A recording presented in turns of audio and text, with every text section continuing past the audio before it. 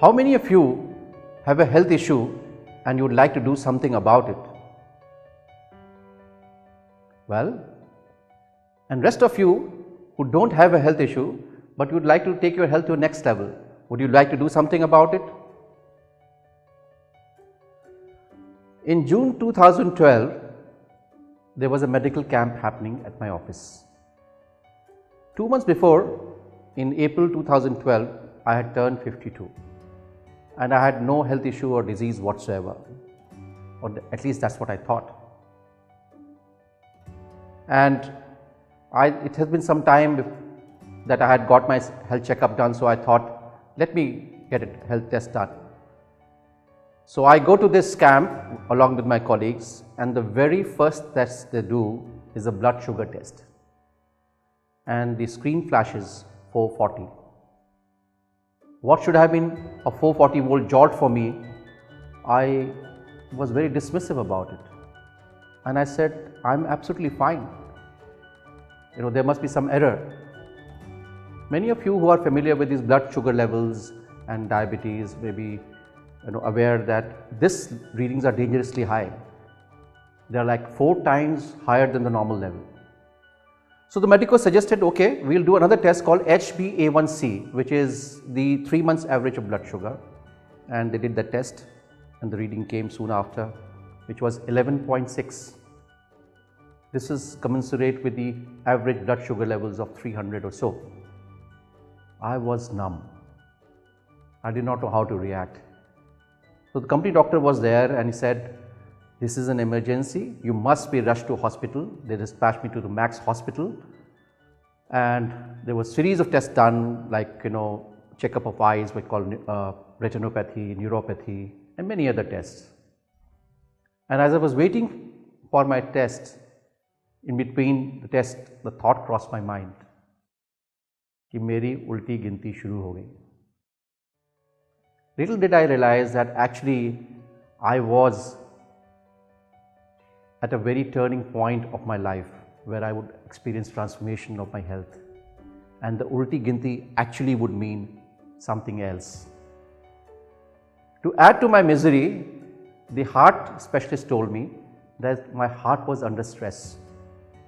The moment he said that, I thought of a doctor. This doctor is Dr. Rajiv Bajaj at Batra Hospital. And he's like I consider him a saint doctor. So I immediately called him up and told him about my condition, and he said, leave everything behind and come and meet me. So sure enough, I landed at his hospital and with an appointment, and he spent 1 hour with me.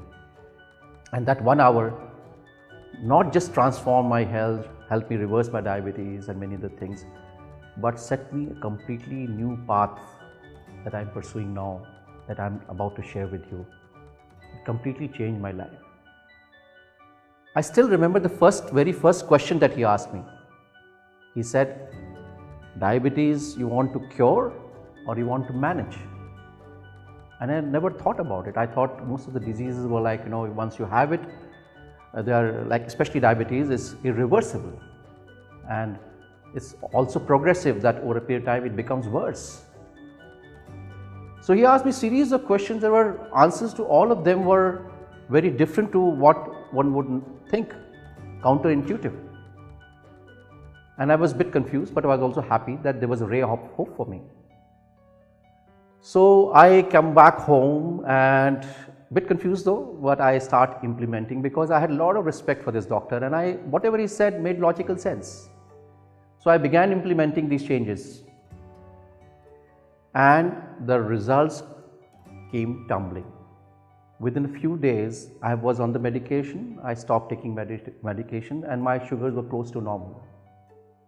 I was surprised, I was happy, and not only did my sugar levels become normal, I felt energetic, clear-minded, and I think it is as if the body is saying that it's feeling happy, and there were signals from the body that you are on the right path. So I started getting deeper in this issue.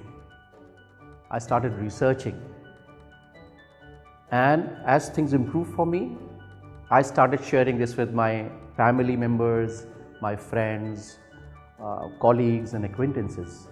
And many of them over this period have followed the advice or followed the same lifestyle that I began to adopt. In these 7.5 years, I have not had even a small ailment like cough and cold. I have left a disease-free life, medicine-free life. And the people that I interacted with had a similar result. So I thought it was all replicable. And in fact, the simple health advice could transform. It was astonishing for me. So I kept my research on, and in over this 1,000 people that I've interacted with and helped them support in their health transformation, I got a lot of insights, and a couple of them are like this. One, that I became very clear that most of the diseases have skyrocketed in just last 100 years, which essentially meant that there is something that you're doing wrong now. And then there's a whole lot of advice we are being given on health about how much to eat and when to eat, how much to exercise. If you really look at it, we have started having a fight with hunger. भूख से लड़ाई कर बैठे हैं.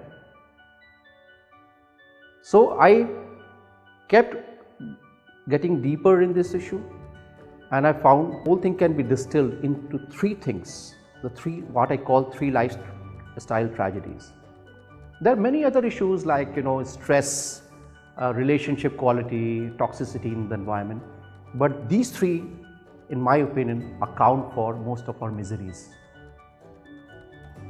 The first lifestyle change that happened about 150 years back, there was an advent of electricity, and it gradually became pervasive. Our lifestyles start changing. We would kind of wrap up our day by the sunset and have our dinner by sunset. That got extended. So today, for instance, we are eating our dinner around 8 o'clock, 9 o'clock, even as late as 11 o'clock.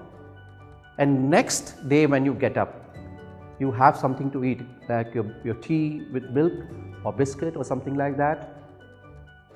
So there was this natural fasting period from 6 o'clock to late in the morning that disappeared.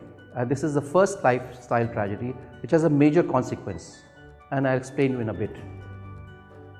The second one, incidentally, also is connected in some way to electricity. You see, there were these fats which were derived from seeds, what we call now refined vegetable oils. In 1911, Procter & Gamble came out with a brand called Crisco. It was a fat shortening made purely out of vegetable oil. This started the long march of refined fats. The big corporates were in the business of fats. And that's how this business became a big fat business. Now they had to sell these oils, so they started demonizing and started blaming the fats that we had for hundreds and thousands of years. And gradually, there was the saturated fats or the healthy fats became scarce on our plate, in our diet. That's the second tragedy. And the third one is, as you started having less and less of these healthy fats, because there are 3 macronutrients, there are fats, there are proteins which you take just the fixed quantity required by the body. Any excess amount is not so good. And the third one is carbohydrate. So if you take less fat, we end up having much larger amount of the carbohydrates. The nature of carbohydrate is such that they keep you hungry, and tragically we have been more and more of these refined versions of the carbohydrate, many of which don't even qualify to be called as food. And many of them have a deleterious effect on our body. They hardly have any nutrition, and they actually impact your health negatively. So now, would you like to know a very simple sutra that can put you back on the track of health, to redeeming your health, right? And how many would like to implement in your life if it is just a simple thing and not torturing yourself? Okay, so here it is. So it is not an entire remedy, but it's a first step. But this is a very important step which can put you on a very natural, flexible, sustainable lifestyle. Begin by pruning carbohydrates in your dinner. Many of us had our what I call carb quota. Many carbohydrates, you have lots and lots of carbs, so today you are entitled for less. So your plate would have typically 4 things. 1, have lots of veggies and made in ghee or butter, except potatoes. Then you can have your source of protein from paneer or even non-vegetarian that you like, or even egg, made in butter or ghee again. And third one, you make hung curd, that full cream hung curd, which you do. So you have a full cream milk, make curd out of it and just strain the whey. So you like to include it, and it's like a dough, so you can do lots of things with it. And fourth one is the salad. Go for a small veggies, high quality salad, which is nutritionally dense. Now what happens, you have had your dinner, and the principle is eat your heart's content.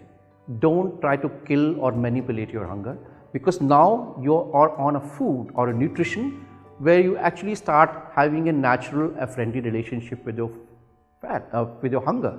So when you get a signal of satiety, you stop. You don't even feel like having more. Next morning when you get up, because of this lifestyle, you will get the carbs actually hold a lot of body water. So the body begins to shed water, and along with that you also shed minerals and salts. So make sure that morning when you get up, you have a hot lemon water with salt, preferably pink salt, else you can have rock salt or black salt. Because if there are less electrolytes in a body will make you feel hungry because it wants to replenish it, and you might even feel weak. And now third and the most crucial step, have your breakfast when you are hungry. Breakfast is not a meal, it's an act of breaking the fast. And when you feel hungry, only then you break your fast. So if you don't feel hungry till 11 o'clock or 12 o'clock, don't have your breakfast. You don't have to go by the clock, you have to go by your body's clock and body's hunger. So this is how now you're responding to all the three. What is happening is, you have in the night, when you go out to sleep, your body's energy needs are met by your liver glycogen, the sugar that is stored in your liver, that is for about 8 hours. So when you don't load your body with sugars, this 8 hours of thing will get depleted a while, and then the fat metabolism will happen. That means the body will begin to break fats to supply your energy, and that's how when you get up within 3-4 days of of this undertaking this lifestyle, you will not feel hungry when you get up in the morning, because the energy is being supplied to you. So, and that's a very high quality energy that you're getting. So it's a very, very natural act of putting you on a track, and a very flexible one, where you don't have to measure how much you ate and what time you should eat, etc. Now you're responding to all the three lifestyle tragedies or maladies. Just try it on for 21 days and see the magic. This advice is so simple, but this simplicity may be deceptive. It's a very, very powerful intervention that you're doing. Just try it on for 21 days and see the magic. All the best, folks. Thank you.